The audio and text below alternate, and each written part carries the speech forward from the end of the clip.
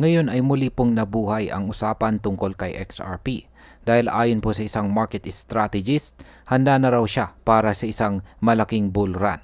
Ang susi, isa pong ETF approval.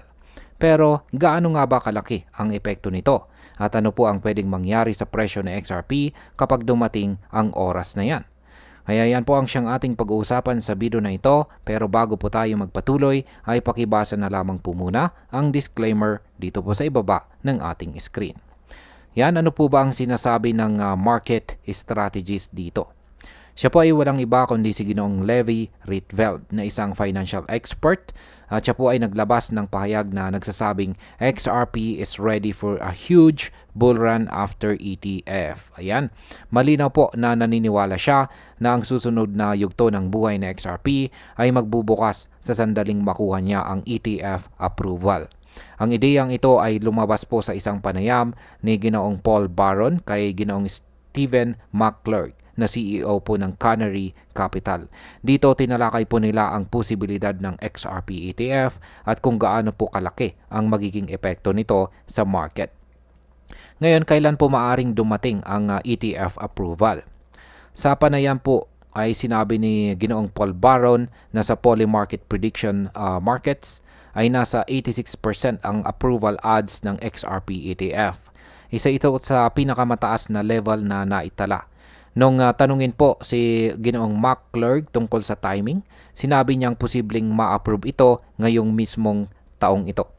Dagdag pa rito, binanggit ng mga analyst mula sa Bloomberg na sina Eric at James na ang pagkakaroon ng XRP futures trading sa Coinbase ay magiging malaking indikasyon. Kung mangyari po yan, mas lalong titibay po ang posibilidad ng isang ETF launch ngayong taong 2025. Kung ito po ay maaprubahan, tiyak na lalaki ang demand kay XRP at maaari pong magdulot ng matinding pag-akyat ng presyo. Magkano naman po ang inflows na inaasahan? Tinukoy po ni Ginoong Baron ang dating projection ni Ginoong McClurg na kapag nailunsad po ang XRP ETF, maaari itong makakuha ng $5 billion na inflow sa unang buwan pa lamang ng trading. Nang tanungin kung naniniwala pa rin siya rito, buong kumpiyansa po niya itong kinumpirma. Yan, buong kumpiyansa na kinumpirma ni Ginoong McClurg. Ayon sa kanya, sa mundo po ng Wall Street at traditional finance, si XRP ay isa po sa pinakakilala. Sa awareness, si Bitcoin ang nasa itaas pero agad na sumusunod sa XRP, habang pangatlo lamang si Ethereum. Kung totoo ito, mas lalo pang lalaki ang kapital na papasok kapag dumating ang ETF. Ngayon, kaya ba talagang higitan ni XRP si Ethereum? Ayon po ulit kay Ginoong McClurg, mula po sa perspective ng financial services, may tsansang lampasan ni XRP si Ethereum dahil matagal na pong nakaposisyon sa XRP bilang asset na ginagamit sa cross-border payments. Mas madali itong tanggapin ng traditional na finance kumpara kay Ethereum na mas nakatuon sa smart contracts.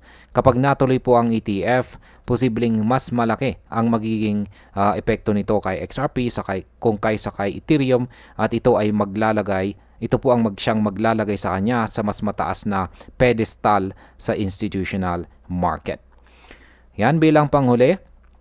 Ang opinion ko naman po rito ay kung susuriin natin, malaki na may malakas po na hype at mataas na expectations para kay XRP. Ang 86% prediction odds, $5 billion inflows at posibilidad na maaprubahan po sa taong 2025 or ngayong mismong taong ito ay lahat nagpapakita ng isang senaryo kung saan pwede pong pumutok ang kanyang presyo. Pero tandaan natin, ang lahat ng ito ay nakasalalay po sa regulatory approval. Hanggat wala pang malinaw na kumpirmasyon, mananatili itong speculation. Kaya sa kabuuan, masasabi ko po na si XRP ay parang leon na nakakulong. At kapag bumukas po ang pinto ng ETF approval, dito pa lang natin makikita ang kanyang tunay po na lakas sa bull run. At ayun, hanggang dito na lamang po tayo sa video na ito mga ka-crypto. Marami pong salamat sa panonood. Ingat po tayo lagi at God bless po sa ating lahat.